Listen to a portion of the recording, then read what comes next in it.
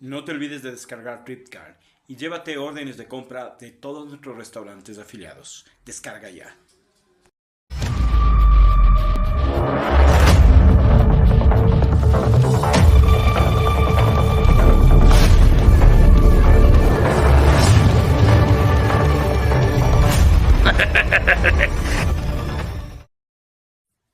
Leyenda: el Cristo de la Agonía.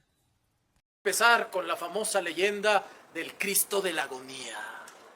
Cuentan, los que cuentos cuentan y cuentos saben, que hace muchísimo tiempo,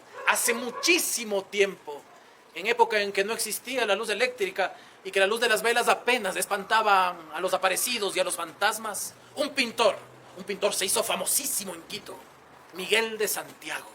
Ese era su nombre. Hijo de un tal Lucas Bisuete, pintor también.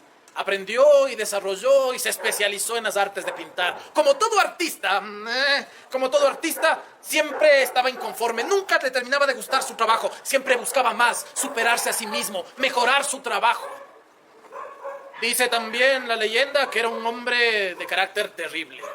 Que cuando se metía a trabajar, no había poder humano que lo sacara del taller de pintura. Y que quien lo interrumpiese podía enfrentar un castigo terrible. Incluso su propia mujer fue agredida por intentar limpiar el taller. Pero esta leyenda dice que Miguel de Santiago ya era famoso en Quito y sin embargo aún sentía que no había creado su obra maestra. Así que decidió pintar el cuadro que lo iba a llevar a la posteridad. Cosa difícil. Había que buscar primero un buen tema. Quería un buen tema que le permitiese además hacer estudios anatómicos, pintar el cuerpo humano. Yo les advierto ahorita, empezamos tarde porque el clima hoy no nos ayuda. Queríamos hacerlo en exteriores. Está empezando a llover. Si llueve demasiado, vamos a tener que salir corriendo. Y les dejo pendiente la transmisión para una próxima ocasión. Pero por ahora seguimos. Decía que Miguel de Santiago buscó tema apropiado. Buscó un tema que tenía que ser religioso, porque no podía ser de otra manera. Porque, como saben, el arte de esa época buscaba enseñar la religión. Para los pintores que buscaban sobre todo perfeccionar su técnica con la anatomía humana, la única oportunidad de pintar cuerpos desnudos en una época donde eso estaba muy mal visto, eran dos temas bíblicos. Uno, Adán y Eva. Porque si ustedes quieren ver los mejores desnudos de época virreinal en escultura y en pintura, tienen que buscar los paraísos terrenales. Por ejemplo, esos Adanes y Evas bellísimos, rubicundos, curvilíneos y sensuales que se pueden ver, bueno, por ahora no, en lo que ahora llaman Museo Nacional del Ecuador, el MUNA, donde hay una bellísima colección de arte contemporáneo y también de arte colonial. O pueden ver a Adán y Eva en el Nártex de San Francisco. Es decir, ese techo de madera, cuando ustedes apenas entran a la iglesia, traspasan la puerta principal, levantan la vista y ahí, bajo el coro, está el nártex.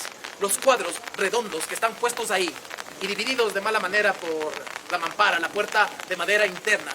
Decía que la historia que está contada ahí es la del primer libro de la Biblia, el Génesis. Empieza con la creación del mundo y termina en Caín y Abel. El otro tema para poder estudiar la anatomía humana a la perfección es Cristo crucificado. Con excepción del paño de castidad, Cristo podía representarse casi completamente desnudo. Así que Miguel de Santiago escogió la crucifixión de Cristo, pero quería ir más allá. Quería retratar a Cristo en el momento exacto de su último suspiro. Quería poder representar ese rostro de dolor, abatimiento de Cristo a punto de morir. Cuando Cristo hombre moría para empezar el misterio de la resurrección. Así que, una vez escogido el tema, Miguel de Santiago también empezó a buscar los materiales. Quería que sean los de mejor calidad, los que se pudiese conseguir en esta ciudad ultramontana donde las cosas llegaban tarde y a veces no llegaban. Sin embargo, había buenos materiales en este territorio. Piedras, minerales, tierras para moler, pero también plantas que una vez molidas y mezcladas con los aceites generaban buenos pigmentos. Así que Miguel de Santiago se puso en ello y comenzó a moler, preparar los óleos, buscar pigmentos, los que se podían traer del extranjero, pero también los que se podían hacer aquí. Y una vez que tuvo todos los óleos disponibles, lienzo con una buena tela resistente al paso del tiempo, estirada en el bastidor, Miguel de Santiago empezó a pintar. Y pintó primero los paisajes, luego pies, canillas, rodillas, muslos, cadera, paño de castidad, que así se llama. Si ustedes se preguntaban cómo se llaman esas telas que llevan los Cristos crucificados, paño de castidad se llama. Luego iban subiendo el vientre, los brazos extendidos y adoloridos en la cruz. Y finalmente iba a llegar a la parte más difícil, porque todo pintor sabe que lo más difícil en un cuerpo humano es el rostro. Y si ya es difícil de pintar de frente por la cantidad de detalles que tiene, más difícil era pintarlo en escorzo, como dice esa gente que sabe de pintura. Es decir, con una torsión leve hacia un lado, porque ahí necesita perspectiva y guardar las proporciones. Además, el escorzo que escogió era muy complejo, porque no solo la cabeza estaba de lado, sino echada hacia atrás, con el mentón hacia el frente.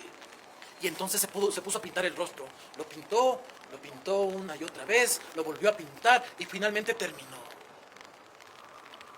Y no le gustó. Entonces borró y volvió a pintar y nuevamente no le gustó y volvió a borrar y volvió a pintar y volvió a borrar y volvió a pintar y volvió a borrar y volvió a pintar hasta que finalmente decidió que lo que le hacía falta era un modelo. Miró a su taller, porque los pintores antiguos trabajaban con muchos muchachos oficiales en el taller que aprendían la profesión, y finalmente escogió a uno que tenía el rostro perfecto, el que él necesitaba, un rostro anguloso, de detalles, fuerte, masculino, y lo llamó. Ven, le dijo, tú me vas a ayudar. Y tomó a su aprendiz. Armaron juntos una gran cruz de madera, con una base, un tabique, una base, algo para pararse allí. Subió al muchacho, le amarró los brazos a la cruz, pateó el tabique y el muchacho quedó colgado retorciéndose de dolor. Y entonces Miguel de Santiago, viendo ese dolor, comenzó a pintar.